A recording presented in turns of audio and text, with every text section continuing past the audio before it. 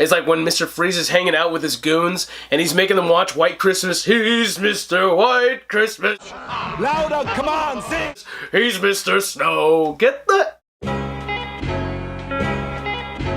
Greetings and welcome to Axial Skeleton. I am Phil, and it's Thursday, which means it is time for Throwback Thursday movie reviews. In honor of Disney's Tomorrowland hitting theaters this week, we decided, hey, why not do a past George Clooney movie? I decided, hey, well, why don't we just draw a bunch of names out of a hat? And we have a hat right here. And I'm just gonna go for it. We have Up in the Air, we have Batman and Robin, whew.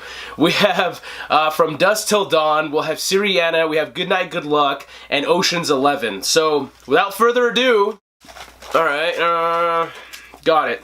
I can't even read my own writing. So we're gonna be doing Batman and Robin. I don't know if you guys could read that. Oh, joy! Batman and Robin. Woo! This is just a freestyle review. I recently saw Batman and Robin not too long ago. I think it was like on TV as I was trying to take a nap. Directed by Joel Schumacher, you had George Clooney as Batman. You had Arnold Schwarzenegger as Mr. Freeze, Chris O'Donnell as Robin, Uma Thurman as Poison Ivy, and Alicia Silverstone as Batgirl.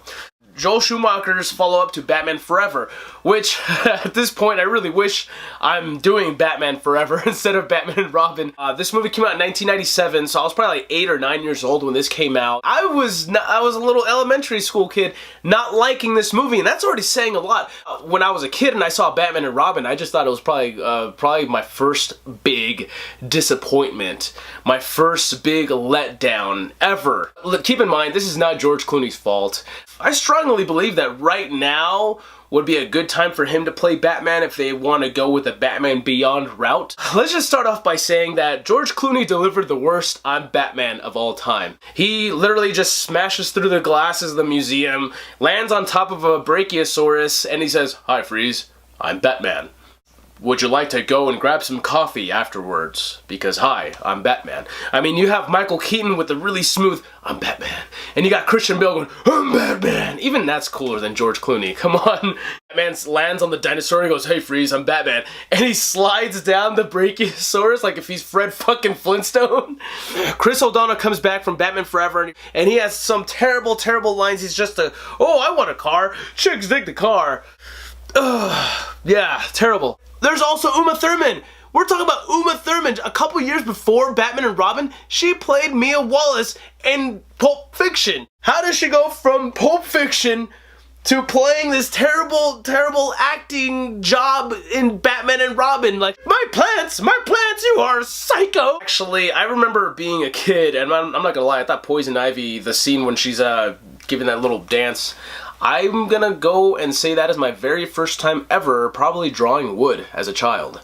Before Batman and Robin, Uma Thurman was nominated for a freaking Oscar. And then you got Arnold Schwarzenegger, an actor who, the last actor you would expect to play freaking Mr. Freeze. This is just bad. The Mr. Freeze puns are just ridiculously just beating it with a dead horse. Oh man, when Mr. Freeze crashes into the party, he goes, "I was like, cool party. Hey, alright everyone, chill." Whew. And then I don't know about the guy who played Bane, because he was just like this big dude who was like this Frankenstein going, "Bomb, Bane, worky work." Look, I mean, we could sit here and just talk so much crap on this movie. As a matter of fact, I think I will. Let's not forget the Batman credit card that he pulls out when they're debating to see who's gonna bang Poison Ivy tonight. Never leave a cape without it. Holy fuck. And there's the part where they just conveniently have ice skates, you know, in case if they're, you know, in a frozen museum, you know, when they're on the ground, they click, click, and they get the ice skates, man. Oh, and I just remember the part when they're in the museum and Robin crashes through the wall, but somehow he had enough time to make like a Robin signal diagram off the wall as he crashes through the wall. And he was like in the air. It just seemed like a very terrible stunt show. Oh man, it was just bad. Is it one of the worst Batman movies of all time? Yes. Is it the worst movie of all time? It's definitely up there.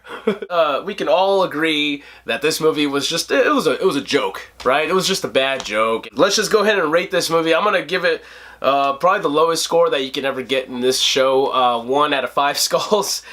Apologies were made for the making of this movie. You know your movie sucks when you're apologizing for making it. Joel Schumacher actually went on camera and he actually apologized for making this movie.